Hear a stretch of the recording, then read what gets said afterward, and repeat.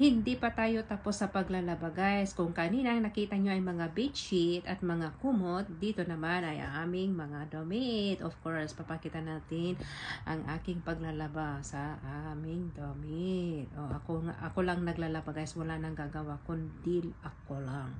Tapos ako naglaba, ako din magtutupi later. Kayo ba ganyan? Kung may laba din, may lambingan later. Pero hindi ko alam kung may oras pa yung lambingan kasi punong-puno na ako ng trabaho dito. Na ang daming nakalinya guys.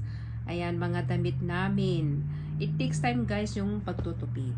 Maniwala kahit hindi, nakawalong load ako ngayon.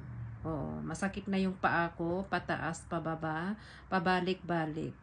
Pero mamaya, kailangan ko yung may tao may magmasid sa aking paa. Kailangan kong itaas.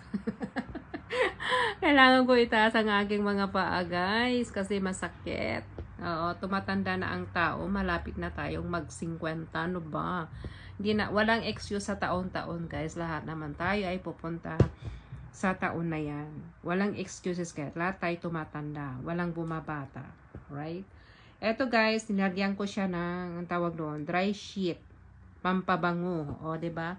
Pampabango yun guys, ng aming mga damit.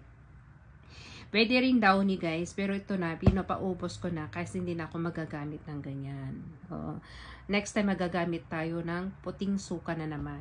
Yung suka, alam nyo yung puting suka, nagtatanggal siya ng mabaho. Hindi ko naman sinasabing mabaho ang aming gamit guys. Mabango siya. Oh, ito pala yung hindi nyo nakita guys. Yung sa, ang tawag doon sa mattress, yan ang covered. Oo, ibang load na naman yan kasi mabigat yan guys. So ito, lalagyan ko siya ng baking soda. Sa hindi po nakakaalam, cut muna tayo doon guys ha. Okay. So, dito, nilalagyan ko siya ng baking soda. Baking soda, tama ba? Baking soda. Oh, yeah. Hindi ko na nakita yung baking soda ba? Oo, baking soda. Lalagyan ko siya ng baking soda.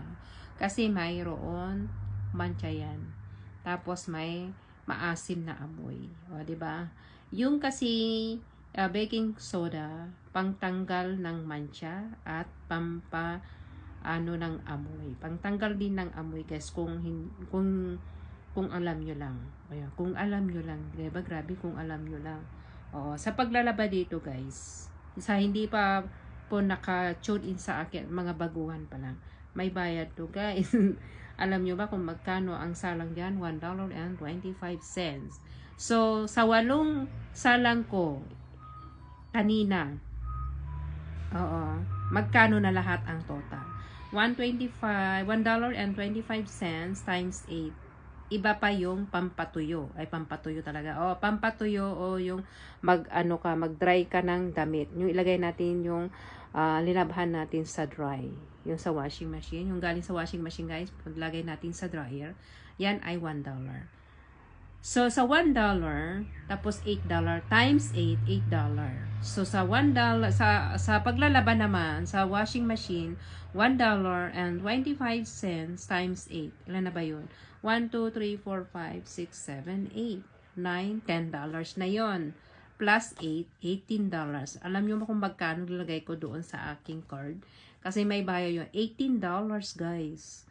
Wow. Yung anak ko guys, hindi man lang nag-thank you sa akin. Oh, hindi niya nag-thank you. Naglaba din ako sa kanya, guys.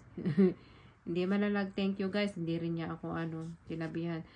Thank you. Wala kang maririnig yung tahimik. Mana talaga sa tatay niyang tahimik. Hindi siya, wala. So, okay lang yung guys. Yun ang gusto niya. Hindi nagsasalita. Hayaan ko na lang.